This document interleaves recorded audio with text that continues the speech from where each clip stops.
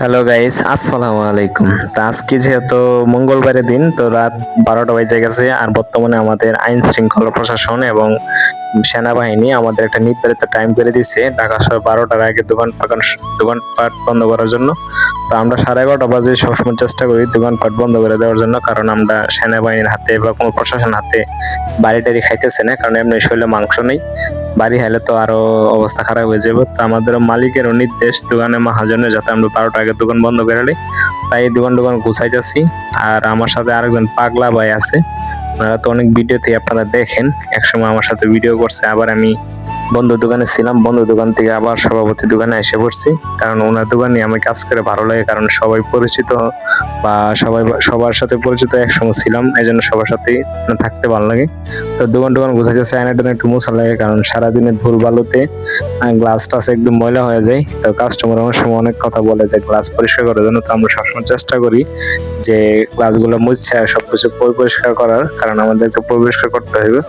তো আমি যে জায়গায় মোবাইলটা রাখছি, হয়তো আপনারা ফলো করতে পারতেছেন কেন জানি না, আমি অনেক উঁচাই মোবাইলটা রাখছি, যেহেতু আমি স্ট্যান্ড এই জায়গায় নেই, এর জন্য নেওয়া পড়ে নেই। তো ইনশাল্লাহ স্ট্যান্ড একটা নিয়ে নিব, আপনারা দোয়া করবেন আমি যাতে বড় একটা স্ট্যান্ড কিনতে পারি। তো এবারকার যা টাকা পাইছি ফেসবুক থেকে নিজের শখ পূরণ করছি, তো এই জন্য আসলে নেওয়া পড়ে নেই, ইনশাল্লাহ সামনে নিয়ে নিব। তো আমার হাতটা চালু দেখে মনে করেন না যে আমার হাত কি হঠাৎ স্পিড বেড়ে গেল নি, আসলে স্পিড বাড়ায় না, আমি স্পিড বাড়াই দিছি, কারণ একটা ভিডিও যদি এভাবে ভিডিও করলে প্রায় আধা ঘন্টা ধরে হয় না। আর এইদিকে আমার পিছনে পাগলা ভাই তাই সে প্রথম চেয়ার মোছা শুরু করছে, কারণ আমি অর্ধেক কাম করে লাইছি, উনি আবার স্মোকিং এর জন্য বাইরে গেছিল, এই জন্য আমি অর্ধেক দোকান ফাটপাস গুছাই লাইছি। আর মেশিন দেখা যাচ্ছে যে যেগুলো আমরা কাজ করি, কারণ কাজের জিনিসগুলো সবসময় পরিষ্কার সেবা যত্ন রাখতে হয়। সেবা যত্ন রাখতে হয়, কারণ যত প্রয়োজনে কাজ করি। আমি জারুটা নিয়ে বাইরে গেছি, আর এই দিক দিয়ে ওনারে দিয়ে গেছি, যাতে এদিক দিয়ে উনি বেসিনে যাতে পরিষ্কার করে। তা আমি এদিকে ঝাড়ু দিয়ে ফেলতেছি। তো এখন আমাদের একটাই উদ্দেশ্য, দোকান বন্ধ করে বাসায় যেমন হয়তো ভিডিও করুন। আর জানেন যারা ফেসবুকে এবং ইউটিউবে যারা ভিডিও আপলোড করেন তাদের কত প্যারা থাকে, কারণ সবসময় ভিডিও আপলোড দিতে হয়। তো এই জন্য ভিডিও বানানো এডিটিং করা এটা আসলে একটা ঝামেলার ব্যাপার। তারপরে আপনাদেরকে উৎসাহ দেওয়ার জন্য, ভালোবাসা দেওয়ার জন্য আমরা সবসময় ভিডিও করি দিয়ে, যে হঠাৎ করে মহাজনের পোলা আবার দোকানে এসে পড়ছে।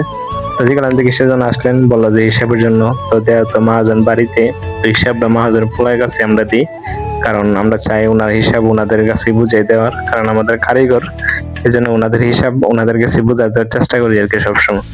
তো উনি এই জায়গায় বসে রয়েছে, আমি বলছি আচ্ছা একটু বসেন, আমরা পরিষ্কার করে নিই, তারপরে হিসাব দিব।